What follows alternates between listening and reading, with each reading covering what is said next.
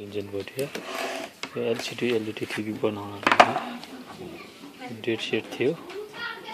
यसले रिपेयरको लागि लिएको छ सानो एकदमै सानो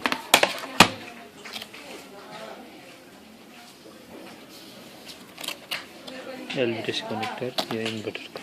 यो ब्याक इन्भर्टरको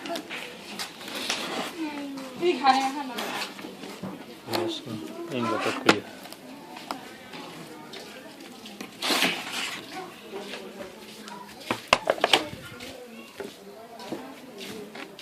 यो प्रब्लम छ स्ट्यान्ड बाईमा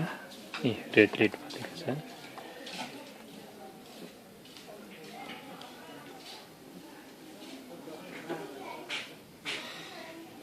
मल्टिमिटर मैले अन गरेँ भोल्टेज रेन्जमा राखेर यो पावर सप्लाई बोर्ड भइहाल्यो यो 12 भोल्ट पावर सप्लाई बोर्ड पुरानो मोडलको रहेछ यो अन अफ की एकदमै स्ट्यान्ड बाईमा पहिला 12 भोल्ट चेक गर्ने यहाँ 4.5 भोल्ट यसले 12 भोल्ट इनपुट 12 भोल्ट ओके छ 11.68 यो 5 भोल्टको उताबाट यो रेगुलेटर सानो आइसी छ यहाँबाट 5 भोल्ट फालेको छ डिसी टु डिसी आइसी स्टेप डाउन 5 भोल्ट 5 भोल्ट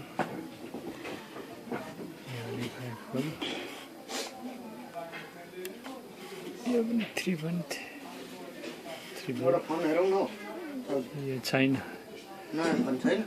भरेतिर आउँछ यो 5 भोल्ट भरे आउँछ 5 भोल्ट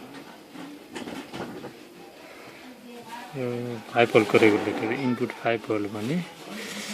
यहाँ यसको आउटपुट 3.3 गरेर यो ठिक छ रेगुलेटर यो पेनलको जम्पर हो 5 भोल्ट पेनलको त्यहाँदेखि हेरौँ यो फेरि अडियोको लागि जाने यो रेड डेट छ यो पनि 5 कै छ भोल्टेज पुरा ब्लक भएको छ यो पनि प्रब्लम छ यो अडियो आइसी त्यसपछि यो ट्विनरको आरएफ आइसी आरएफ रेगुलेटर हो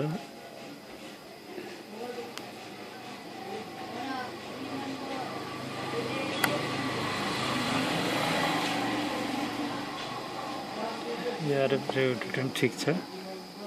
यो मस्फिट रेगुलेटर खराब छ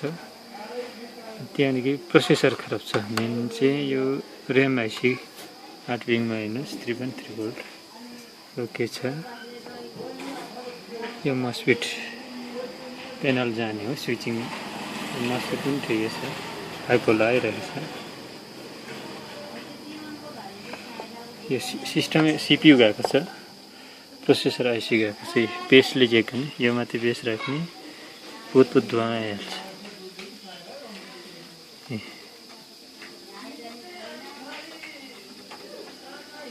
बेस हेर्नु त धुवा आइहाल्छ यो औँलाले छुनै सक्दैन उम्लिसके हक उम्लिसकेछ यो सिपियु यो माइक्रो प्रोसेसर यो फेर्न सक्दैन चाइनाबाट अनलाइनबाट मगाउनुपर्छ र यो फेर्न धेरै गाह्रो छ यसले गर्दा यो बोर्ड रिपेयर हुँदैन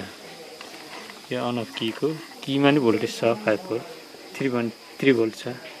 3.3 भोल्ट छ कीमा तर स्विचिङ गर्दैन स्विचिङ छैन यो टिभी पुरै अब स्ट्यान्ड बाईमा हो यो रिपेयर हुँदैन अब कदापि रिपेयर हुँदैन यसलाई म बोर्ड फेर्छु अब नेक्स्ट अब यो पछि दोस्रो पार्टमा म बोर्ड फेर्छु यसलाई बोर्ड इन्स्टलेसन गर्छु इन्स्टल गरेपछि तपाईहरुलाई युट्युबमा देखाउँछु र अलि नयाँ अब फल फाइन्डिङहरु म अपलोड गर्छु तपाईहरुले शेयर गर्नुस् कमेन्ट गर्नुस् लाइक गर्नुस् थ्यांक यू